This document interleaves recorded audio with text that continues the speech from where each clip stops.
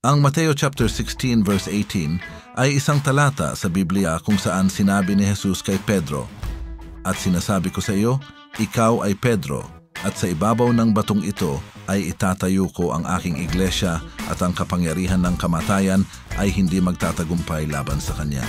May dalawang pangunahing punto sa talatang ito. Una, pagtatayo ng iglesia, ang batong ito na tinutukoy ni Jesus ay tumukoy kay Pedro na nangangahulugang bato sa Griego o sa kanyang pahayag ng pananampalataya. Sa konteksto, ito ay nagpapahiwatig na ang iglesia ay itinatag sa pananampalataya at pagkilala kay Jesus bilang ang Kristo.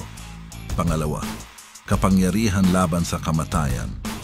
Ang kapangyarihan ng kamatayan o mga pintuan ng Hades ay hindi magtatagumpay laban sa iglesia. Ito ay nagbibigay ng pangako na ang iglesia na itinatag ni Jesus ay magpapatuloy at mananatiling matatag kahit anong pagsubok o paghihirap.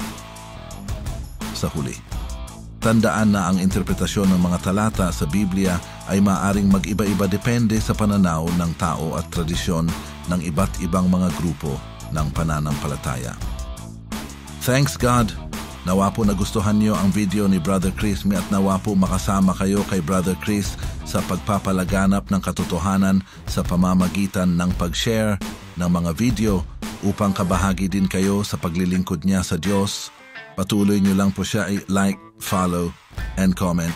Pagpalain po tayo ng Diyos. God bless you.